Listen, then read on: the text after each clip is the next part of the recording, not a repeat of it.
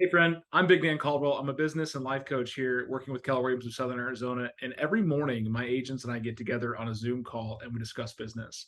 And oftentimes, it's just about talking about people's businesses and what we have done to make ourselves more successful. And some of that is just having the word tracks to say to have a more effective conversation. So check it out. I think you're going to like some of the information that we share. You're welcome to join us any day.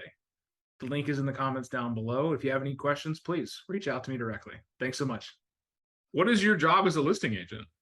Is it just to put the house in the MLS? Your job is to get it sold for the highest possible value. There are tons of opportunity, and that's where I think it's awesome to start looking for these third-party supports.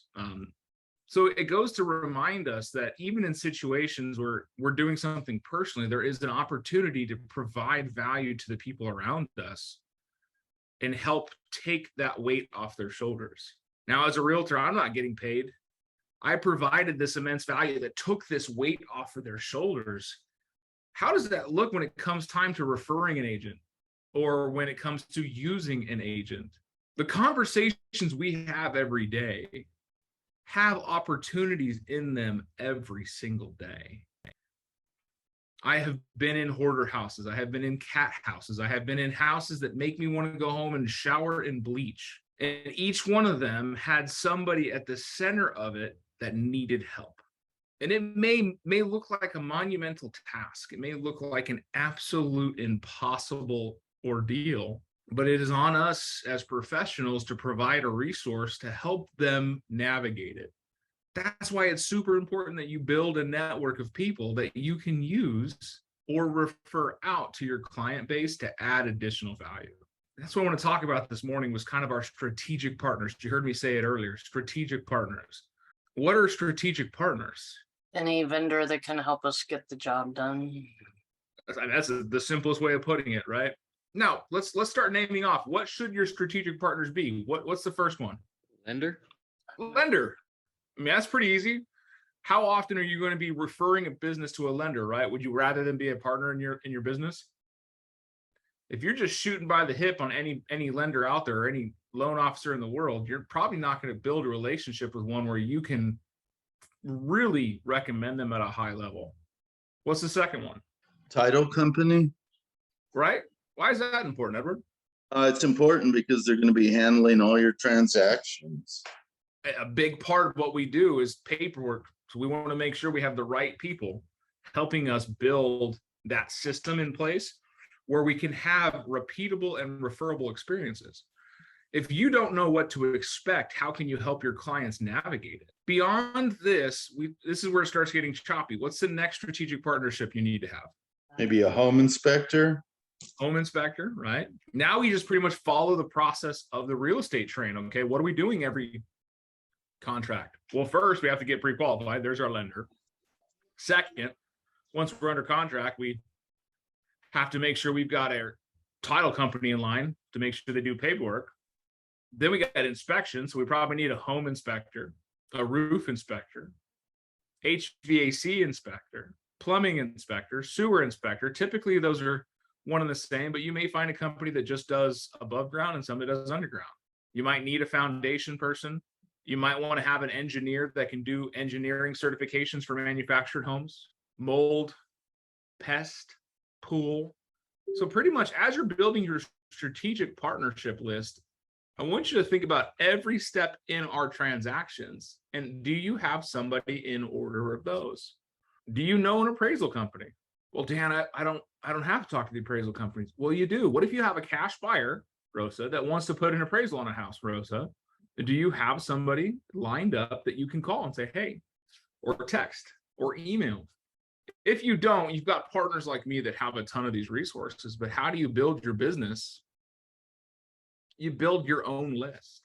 I was going to mention we also need a resource when we have a question that we can get a hold of and we'll get a correct answer. All of Dan. All of Dan, yeah. You got a resource, right? Mm-hmm. A standing mentor, a coach. But as we continue our strategic partnerships, where are we at now?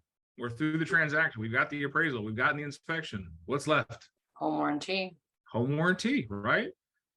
I get a ton of questions about what home warranty company should I use, right? As an agent, are we supposed to prescribe to them which one to use? Give them resources, become the source of the source, right? We've said that 100 times, the source of the source.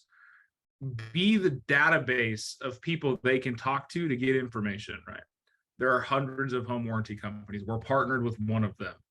We all have a preferred person. But what I can tell you is, as a newer agent or somebody who's never gone through it before, finding out what company you want to work with is going to take time. Talking to them, talking to other agents, talking to clients that have home warranties, and find out their experiences so that you can formulate your own best guess. Or if you have a house yourself and you've had a home warranty and it was great, then maybe that becomes part of your conversation is, hey, I've used this company before. They're fantastic. I have the opposite of a company that has burned a lot of people in my family. And so I have the same conversations. Like, hey, you can use these, but I'll tell you, I've had a terrible experience with them. Your clients will appreciate that you're bringing in really solid information and helping them create an easier road to travel down. Now, we've got home warranty. What's next? Once we close, a lot of times I just send them a whole list of resources, like a handyman. Like, what do you want? If you ever have needs with your house, here's a few people that I recommend, like a handyman. But it could be as simple as an Excel spreadsheet, a handwritten list of names, or a bunch of business cards. But who should be on that list, right? Do you have a good, reputable mover? Some people don't want to move stuff themselves. Do you have a general handyman? Do you have a general contractor? As a buyer's agent, you've got clients that are going to want to do inspections and pick and pull all kinds of things. So how much easier is your life when you got someone that says, well, I want to buy this house, but we're going to have to redo this and redo this. And you're like, you know what? Let me call my contractor to come out here and give us an idea of what that's going to cost during the inspection period. Or if it's simple repair, like some wood fixings or, some faucets or some lights that the client isn't capable of doing, have a handyman. Get a licensed handyman. There's thousands of opportunities for you to build a network with these people. And if you don't personally know one, again, talk to some agents before you need it, right? There is nothing worse than being in the middle of a conversation and someone saying, hey, I need this. And you're like, well, I really don't have one. Let me find out. But if it's something we go through the journey a lot on, find a list of numbers that you can put in your database and call and talk to the owners or talk to the managers or talk to the employees and figure out how they do the process. Fusion Plumbing is a good buddy of mine, Sean Stewart. We have been with him since he started his company, and he's been phenomenal, right? When I needed something, when my clients needed something, hell, when the market center needed something, he was there to help. Easy List, the company that puts our signs up. Michael Whining was their very first customer. And since then, that business has blown up. Some of you guys even use them. But again, just because somebody's on your vendor list, they may be a resource to somebody else. So share that information. If an agent is new and they're like, hey, who's your electrician? Who's your go-to plumber? Who's your go-to landscaper? Set up the introduction, because I assure you, you're not going to lose the momentum with that person, because they're going to remember, hey, Rosa's the one that sent me Dan. And Dan sent me a lot of business, and it all tracks back to Rosa. So you gain favor. So on your list, I love this, have a list. Spend some time this week creating a strategic vendor list, a strategic partner list. Have 2 or 3 plumbers, 2 or 3 electricians, 2 or 3 landscapers. Find an engineering person, a well water treatment company, a septic inspector, solar inspector. These are things that you may never come across in your business, but when you're prepared for something, emergencies are less likely to happen. Do you recommend to not do or do a fix yourself if it's something simple that you know how to do? So you mean me as an agent or me as the client fixing Well, it? me as an agent, go in, I'm talking to a client, and there's just a couple of simple things that can be fixed. Covers on plugs or switches. Do you recommend saying, hey, I can do these for you, help you out, or you should just stay out of it? In situations like that, I would definitely have you err on the side of caution and keep yourself out of the liability. If it's something simple like replacing a plastic cover, tell them, hey, that's a very easy task to accomplish. It would be shameful to pay someone a ton of money to come do something so simple you could do yourself. And this is why early in my career, I got burned by that. All right. Somebody had an outlet that was bad. I have wired entire houses. I'm pretty blessed with my knowledge of how electricity works. And I replaced the outlet, no problem, in and out. Then weeks later, an outlet in the other side of the house went out and they blamed me. And it became a big thing, a big stink for no reason. Hey Dan, I got a question. Does a person's vendor list change? Do people get added and taken away? I fire people all the time. We actually were working with Tyler Gotti. I sent him a general contractor / handyman, if you will, and he came to me last week and said, "Hey, have you heard from this guy in a while? His prices have tripled." I was like, "Yeah, I actually haven't heard from him. He quit calling me back." So I've actually fired people off a list and then told people I've referred that I fired them off a list and said, "Hey, this is what's going on. This is the situation I've had." Sometimes people get too big for their business.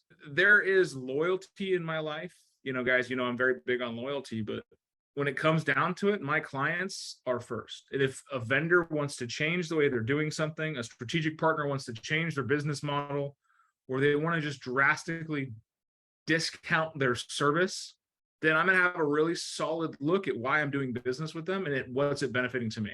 I did home inspections with a company for a long time. They were my A players until one day something went real south on an inspection and the way they handled it was not to my standard. And I told them that.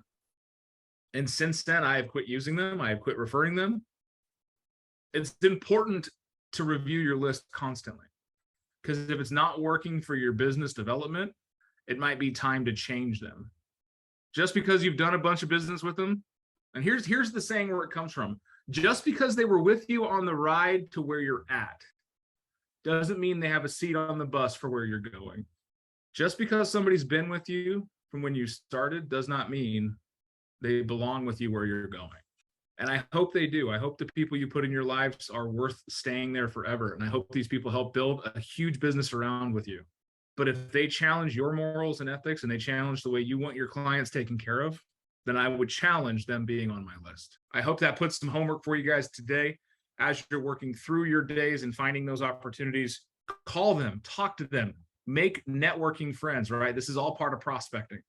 Don't be like the guy that sent me an email through my website this weekend. If you guys are on my Facebook, you'll see what I mean. So have fun, be well. Have a great day, guys. High fives.